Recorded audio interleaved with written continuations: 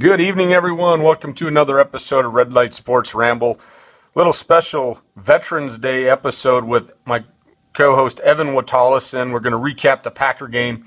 We're also going to talk about the quarterback situation. And Evan, it just seems like our quarterbacks keep getting hurt. So I don't know what's going on there.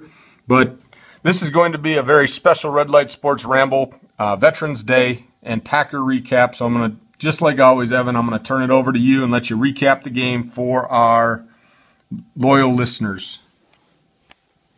Well, first thing I want to say is thank you to all the veterans that served this country, currently serving or served at one point. Thank them all for everything that they've done for this country, and especially for those that made the ultimate sacrifice. Out of the game from Sunday, just a lot of things didn't go well on Sunday. Packers left a lot of points on the board as, you know, we ended up having to go with our third-string quarterback when Wallace got hurt, and then we had two missed field goals. Tolzein had an interception in the end zone that almost got returned for a touchdown that thankfully ended up leading to a missed field goal by the Eagles. And, you know, Nelson had a drop in the end zone on it looked like he caught it to me, but, you know, further review it, you know, referees upheld the call and saying it was incomplete. And just left a lot of points on the board offensively and defensively. The mistakes that we saw back in week one crept up once again, and that's safeties not communicating properly, you know, missing routes, especially those routes over the middle, doing the post and the post corner routes. They didn't play well. Tackling was an issue again. And didn't get any pressure on the quarterback. And the quarterback had all day to throw.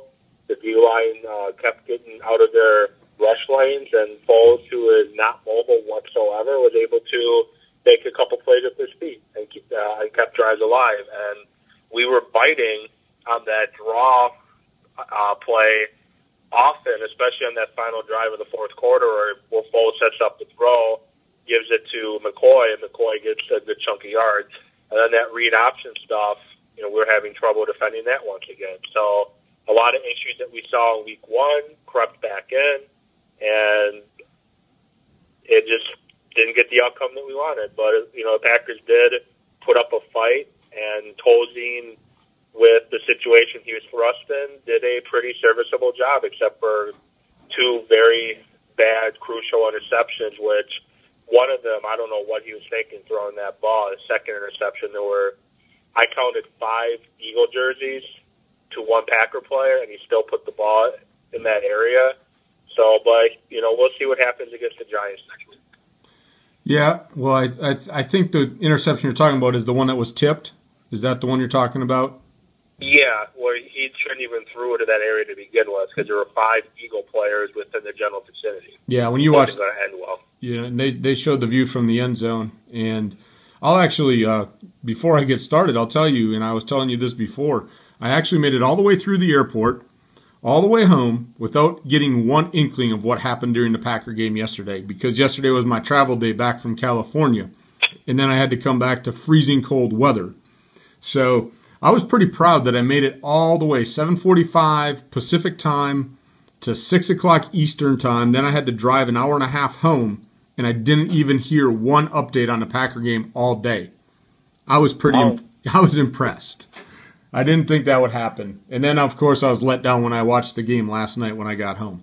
But to get into what you're saying, and where I'm living now in Steeler Nation, the meeting I was at, we have 3 schools in Philadelphia, Evan. And so I made a bet. So don't get mad at me, Packer fans, when I have to post a picture with me wearing an Eagles hat because I bet on the game.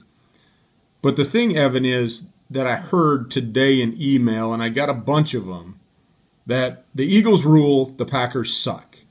And I totally exactly. I totally disagree. The Eagles were not the Eagles were better yesterday, but I don't think they're a better team.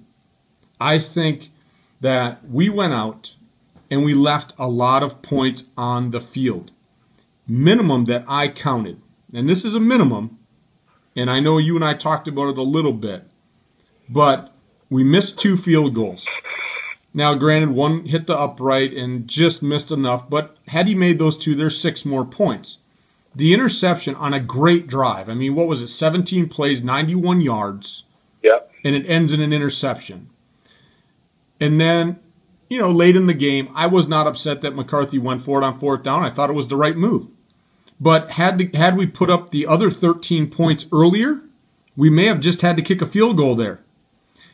And so what I'm seeing is, at a very minimum, we left 16 points on the field. And let's not forget one of the, I believe it was the field goal that Crosby nailed. James Jones did catch the ball in the end zone and just missed barely getting that second foot down in bounds. Yep, that was their field goal right before halftime. Yeah. And so that would be 4 more. So if we went that way, then there's 20 points we left on the field. And how many do we lose by? 14? 37-13 final score. Yeah, I mean, if we put those points on the board and we win the game. So I don't think that we were outplayed and made to look like we suck, because I don't think we suck. And I think Scott Tolzein went in there and actually played a heck of a game. We look at it again. He had to do the same thing Seneca Wallace did, and I thought he played very well. Yeah, the only difference is, your Seneca Wallace is a 11, 12-year veteran. He's been around the block a few times, and you got a guy like Scott Tolzein, who undrafted free agent. The Packers pick him up from the 49ers, put him on the practice squad, and a week ago today, this time last week, he was sitting on the Packers practice squad. He just got caught up, I believe, on Wednesday. Yeah, so very impressive by him. And honestly, the Packers, the way that they made it sound, the way that Aikman made it sound, is that either way he was going to be on the 53-man roster because the Browns wanted to claim him off the practice squad. Yeah. So the Browns tried claiming him, and the Packers blocked it by giving Tolzein a raise, and Tolzein chose to stay. And then they ended up calling him up due to Rodgers' injury. And so that tells me right there the Packers have faith in Scott Tolzein. They see something. And you know what? People were asking me today, who the heck is Scott Tolzein? I knew him from the Badgers. Same here. You knew him from the Badgers. Packer fans know him from the Badgers. And do I think that he has all the qualities to be an elite quarterback in the NFL? I don't know. But I thought he did very well for the situation he was thrust into, and he deserves to start next week. He has been named the starter by McCarthy yesterday in the press conference. He opened it up post-game, named Tolzein the starter. And that tells me even if Wallace's growing injury is better, which we don't think it is based on them bringing quarterbacks in to try out, but even if he was healthy, that tells me that McCarthy has a lot more faith in Scott Tolzein right now than a veteran in Seneca Wallace. Yeah, the offense that the Packers are going to need to do, and they did yesterday, is that ball control offense where they run the ball a lot. That's an offense Tolzein's familiar with. As Wisconsin, he had P.J. Hill, John Clay to just give the ball to and let them do their thing, and then he threw when he needed to guys like Nick Toon and Owen Daniels, I believe, was on those Badger teams with him. Maybe he was a senior. I forget exactly, but all he had to do is hand the ball off and throw it when needed, and that's what he's going to be asked to do right now in Green Bay. Yeah, and we found out that when we got behind and he had to throw it every time, it wasn't the prettiest thing. He doesn't have the prettiest delivery in the world, doesn't have the tightest spiral in the world. And did you see his one scramble? He has the most awkward running, form that I've ever seen in my life. But it didn't look as awkward as Nick Foles yesterday, but Nick Foles got them the first down though. I could get into that right now, but I want to stick on the Scott Tolzein thing because I think a lot of people don't know who Scott Tolzein is. For those listeners that might not be Packer fans, I have some faith in Scott Tolzein, and my outlook has not changed, Evan. I think we can beat the Giants. I think we can beat the Vikings. It doesn't matter if Scott Tolzein is in there because I think, like you said, Eddie Lacy, we ran the ball and controlled. The time of possession in the first half was outrageous. Now we just got to finish the drives. Yeah, at the end of the third, I believe it was the end of the third quarter, when you looked at time possession, the Packers controlled the ball for 30 minutes, and the Eagles were at 15. Yeah, and so if we just finished the drives, like we just talked about a little bit ago. We left too many points on the field. Had we put points on the board, that fourth quarter is totally different. It is.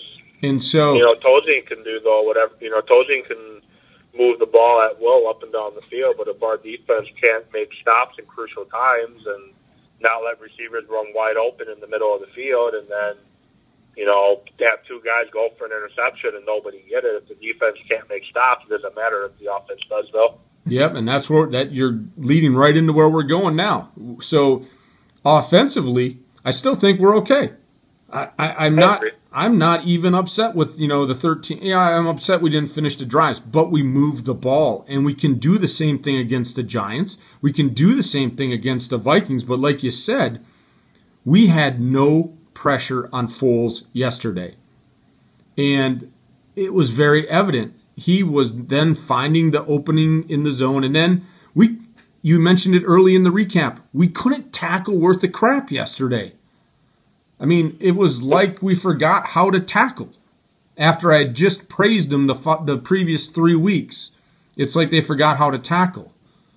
So let me ask you this. How does that happen, Evan? We've seen this now roller coaster of mentalness all year on the defense. We talked about it early in the rambles. We've got to get more tough. We've got to get mentally, secure to tackle, and we did it. And we were playing great ball. We were getting pressure on the quarterback. We were tackling. And now, all of a sudden, the offense did their part yesterday. They controlled the ball. And then the defense goes out, and they can't stop them. And they're scoring at in 2 minutes, if that. So how does that happen? Well, Casey Hayward coming back from injury is supposed to be a huge plus to the defense, which he again got hurt yesterday, and it didn't look good to me. I don't expect to see Hayward play again this season. That's just my opinion. But Hayward comes back against Chicago, and Hayward's not tackling well. Tremont Williams making an effort but not tackling well. The guy who was playing during those games when we were applauding their tackling was Micah Hyde.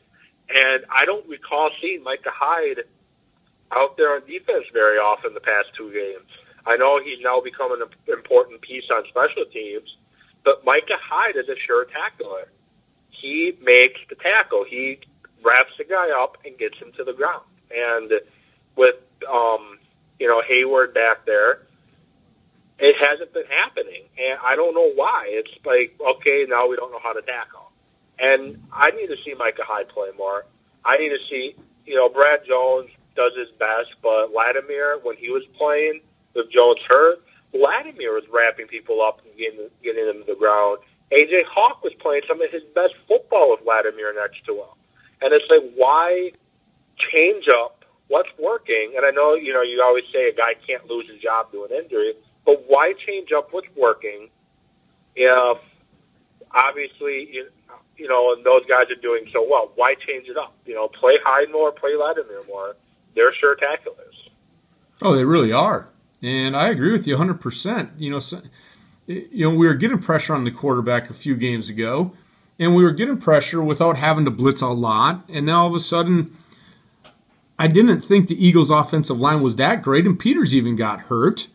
Yeah, former Packers played left tackle for them for a while, Alan Barbary, and he couldn't stick in Green Bay, and that was when the Packers' offensive line was at its worst. And even getting Clay Matthews back, and I know he was one-handed, probably slowed him down a little bit, but you thought that would warrant a little bit of enthusiasm, a little bit of a motor.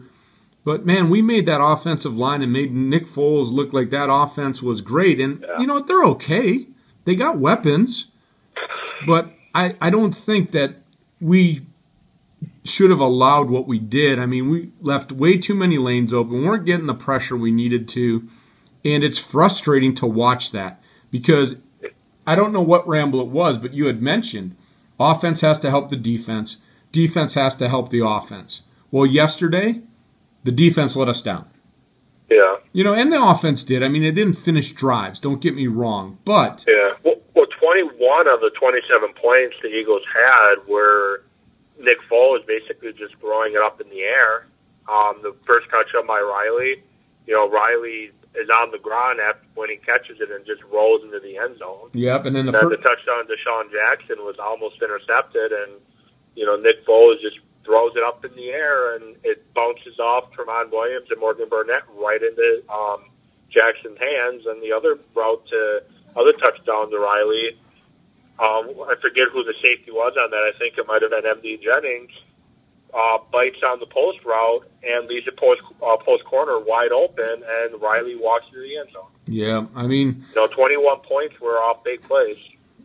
Yeah, which we should be. I mean, every once I can see one. Okay, that first one I saw it, and I'm like, oh, great. I mean, bad bounce. How lucky can he get? Blah blah.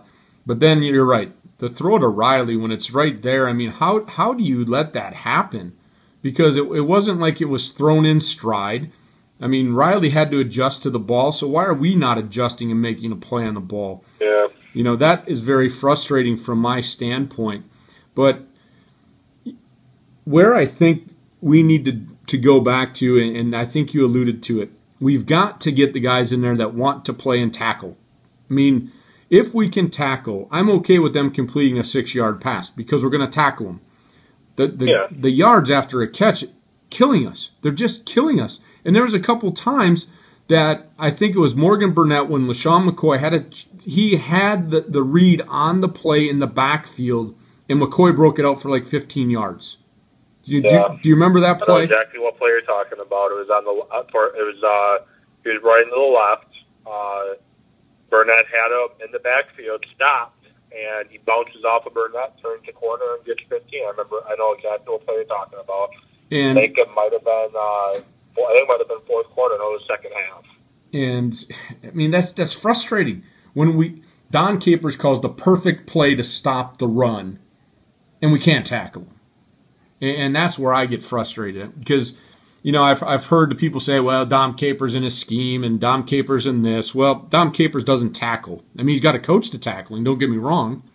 But it's not Capers that's teaching and tackling. It's supposed to be the position coaches that's teaching and tackling. Exactly. And so I don't want to hear this stuff. Well, the scheme, we got to change the scheme. No, we got to tackle.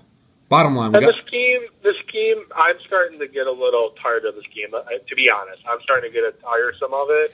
And it's mainly because the scheme works against teams with bad quarterbacks or mediocre wide receivers, but the decent quarterbacks or good wide receivers, which Eagles have a very good wide receiver in Jackson, Deshaun Jackson, they tend to kill the Packers, and that's what's starting to tire me, but I didn't mean to cut you off on your thought. No, that's fine, bud.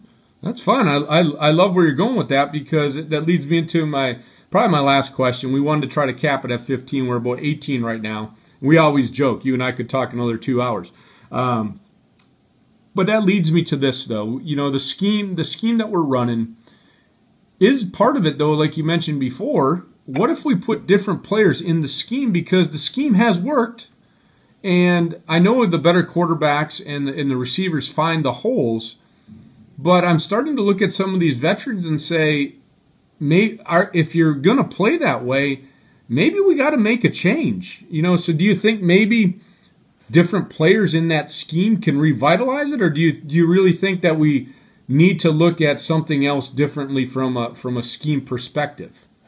Well, if they're going to stick with the scheme they have, they don't run a lot of, they're a 3-4 team, but they don't run a lot of 3-down linemen. You have Ryan Pickett, B.J. Raji, Johnny Jolly. Great stuff in the run. But the Packers, most of the time, run a 2-man defensive line. And, Mike Daniels and Dayton Jones has been, they had really strong games yesterday. Jones had 2 sacks, and I believe Mike Daniels had 1. They played really strong games yesterday. But if the Packers truly want to run that 3-4 scheme with the way they run it with a lot of nickel packages, they have to change up the D-line a little bit and change up the line package a little bit. Because you only have, the defensive linemen they have are more your run stuffers, like I was saying. And then the linebackers they have, outside of Clay Matthews, none of them are very good in coverage. Jones, Hawk, Nick Perry, whoever else you're going to put out there, they're not the best in coverage. Clay Matthews is the best in coverage, but he's also your best pass rusher. And then the safety position hasn't been the same since Sid Collins left. So I think if you're going to keep this team, you have to do a complete overhaul of the team, which, you have Raji and Pickett are both free agents at the end of the year, along with Jolly. I think you maybe keep one of those guys, maybe two, and focus on drafting linemen and linebackers that fit the 3-4 rather than drafting a guy and then saying, okay, you're going to do this, and it's not something that they're accustomed to doing. Otherwise, if you're going to keep this personnel intact the way it is, you got to change the scheme. So it's either change the personnel to fit the scheme you run or change the scheme to fit the personnel that you have. And at this point of the season, they have to change the scheme to fit the personnel that they have. That's a good point. I can totally agree with you on that. And I think that's exactly what our listeners probably wanted to hear. But when I look at that, they had best do it soon because offensively, like I said, we've got two good opportunities coming up against the Giants and the Vikings to get to 7-4.